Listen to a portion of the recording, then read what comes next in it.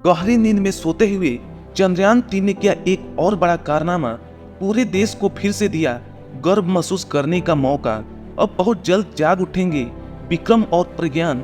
चांद पर एक बार फिर गूंजेगी चंद्रयान 3 की दहाड़। जी हाँ दोस्तों, चंद्रयान 3 से जुड़ी एक और बड़ी खबर फिर से निकलकर सामने आ रही है, जिसे सुनकर आप भी झूम उठेंगे। तो चंद्रयान 3 ने ऐसा क्या किया जिसका फिर से इतना शोर हो रहा है? विक्रम लैंडर और प्रज्ञान रोवर नींद से कब जागने वाले हैं? और सबसे जरूरी बात, अब आगे चंद्रयान 3 को लेकर इसरो का क्या प्लान है? यही सब आज हम आपको इस वीडियो में बताने वाले हैं, तो वीडियो को लास्ट तक जरूर देखें। दोस्तों, चंद्रयान 3 मिशन सिर्फ इसरो ही नहीं बल्कि हम सब भारतवासियों के लिए भी एक बहुत बड़ा सफलता साबित हुआ है।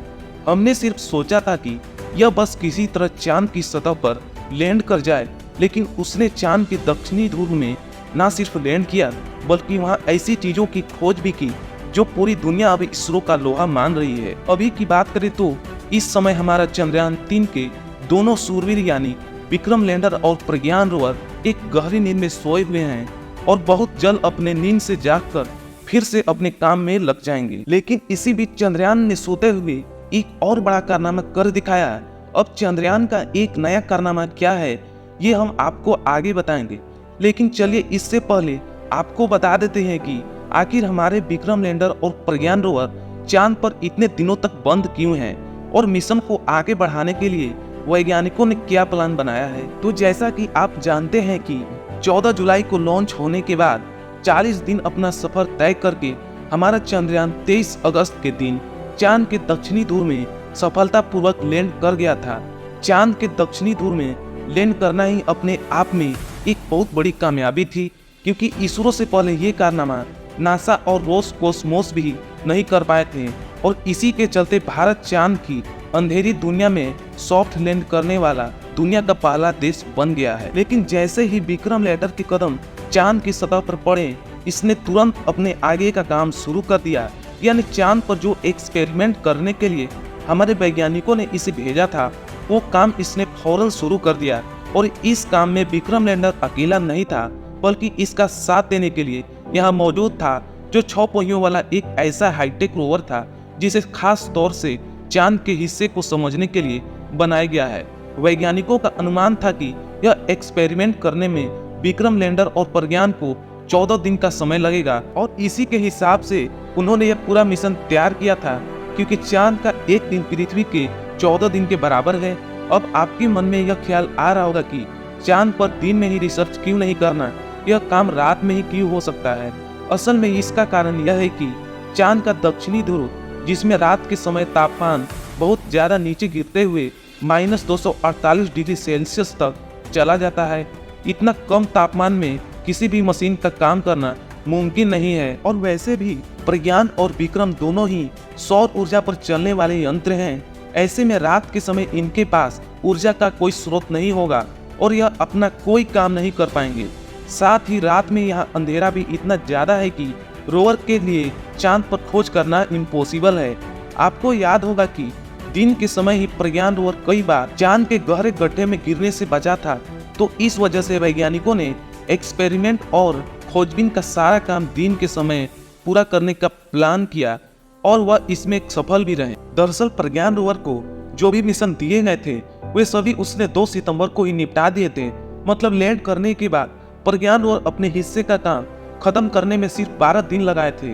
पर जब काम खत्म हो गया था तो वैज्ञानिकों ने एक सही और समतल जगह ढूंढकर इसे सुरक्षित रूप से पार्क किया और कमांड देकर स्लीप मोड में डाल दिया। आपकी जानकारी के लिए बताते कि प्रज्ञान रोवर ने चांद पर magnesium, aluminium, silicon, calcium, iron, chromium और टाइटेनियम जैसे तत्वों के साथ ऑक्सीजन भी खोज निकाला है। और ये अपने आप में एक बहुत बड़ी कामयाबी है, क्योंकि इससे पहले दुनिया की कोई भी स्पेस एजेंसी ने सल्फर की खोज नहीं की थी। खैर, तो ये हुई रोवर की कहानी। अब विक्रम लैंडर की बात करें तो उसने अपना काम निपटाने में प्रज्ञान से 2 दिन का ज्यादा समय लिया। यानी विक्रम ने अपना काम लगभग 14 दिन में 4 सितंबर को पूरा कर लिया था। इसने भी रोवर की तरह चांद पर कई महत्वपूर्ण खोज की और चांद पर कैसे मौसम है इसकी जानकारी भी इसरो को दी, जो पहले किसी के पास नहीं थी। खैर 4 सितंबर को जब विक्रम ने अपना काम पूरा कर लिया तब वैज्ञानिकों ने इसको स्लीप मोड में डालने के लिए निर्णय लिया। लेकिन समतल जगह की खोज में जहां प्रज्ञान रोवर को स्लीप मोड में डाला गया था, तो ऐसे में वैज्ञानिकों ने यह तय किया कि विक्रम लैंडर को भी उसके पास ही ले जाकर ही स्लीप मोड में डालेंगे। लेकिन यह कैसे किया जाए, क्योंकि विक्रम लैंडर में तो पहिए लगे ही नहीं है जिसे उसको रिमोट से कार की तरह चलाते हुए अपनी जगह से दूसरी जगह ले जाया जाए। इस सिचुएशन का हल निकालने के लिए फिर से विक्रम लैंडर के इंजन चालू किए जाएंगे और उसे हवा में उड़ाकर प्रज्ञान के पास पहुंचाया जाएगा। सुनने में भले ही आसान लग रहा हो, लेकिन यह वास्तव में बहुत ज्यादा मुश्किल था।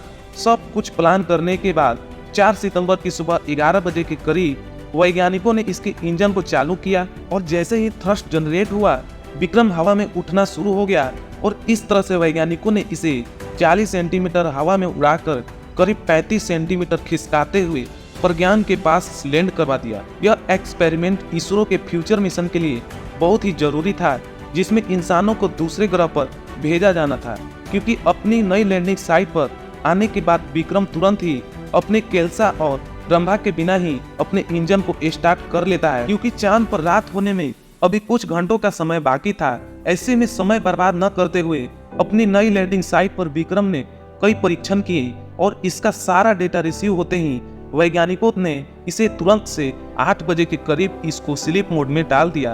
अब यहाँ गौर करने वाली बात यह है कि वैज्ञानिकों ने स्लीप मोड में डालते हुए प्रज्ञान और विक्रम दोनों के ही रिसीवर को जानबूझकर ऑन रखा था, क्योंकि यह मिशन अभी खत्म नहीं हुआ है। जहां दोस्तों हमारे लैंडर और रोवर दोनों इतनी अच्छी स्थिति में है कि वैज्ञानिकों ने इस मिशन को एक लूनर डे आगे बढ़ाने का फैसला किया, यानी चांद पर रात खत्म होने के बाद जब अगला दिन निकलेगा तो उसके साथ ही कमांड भेजकर लैंडर और रोवर दोनों को चालू कर दिया जाएगा। आपको बता दें कि चांद पर अगला दिन 22 सितंबर को निकलने वाला है, जो बहुत ही करीब है और सभी को इस दिन का बेसब्री से इंतजार है। यह हमारे लिए ऐतिहासिक मिशन का दूसरा पड़ाव होगा। इस बार विक्रम और प्रज्ञान दोनों को ही नया काम दिया जाएगा, जिसमें अलग अलग किस्म के मिशन शामिल होंगे। खैर दोस्तों, आगे और कौन कौन से टारगेट दिए जाएंगे ये तो आने वाला वक्त ही बताएगा। लेकिन गहरी नींद में सोए हुए चंद्रयान ने एक बार फिर लोगों को एक और बड़ी खुशखबरी दी। दरअसल बात यह है कि अभी हाल ही में उन्होंने अपने सोशल मीडिया हैंडल पर विक्रम और लैंडर की नई तस्वीर शेयर की है। अब आप सोच रहे होंगे कि इस तस्वीर में ऐसा क्या खास है, तो आपको बता दें कि यह तस्वीर हमारे चंद्रयान 2 के ऑर्बिटर द्वारा क्लिक किया गया है, इसलिए इतना ज्यादा स्पेशल है। भले ही हमारा चंद्रयान 2 पूरी तरह से सफल नहीं हो पाया, लेकिन यह आज भी अपना काम पूरी क्षमता से निभा रहा है। तो दोस्तों, आप लोग 22 सितंबर को लेकर उत्साहित हैं या नहीं, कमेंट बॉक्स में जरूर बताएं। बाकी हमारी आज की वीडियो में बस इतना ही, और वीडियो तो पसंद आया ही होगा तो जल्दी से वीडियो को लाइक और शेयर कर दीजिए। साथ ही ऐसे ही इंफॉर्मेटिव वीडियो देखने के लिए हमारे चैनल को सब्सक्राइब कर दीजिए। धन्यवाद दोस्तों, जय हिंद।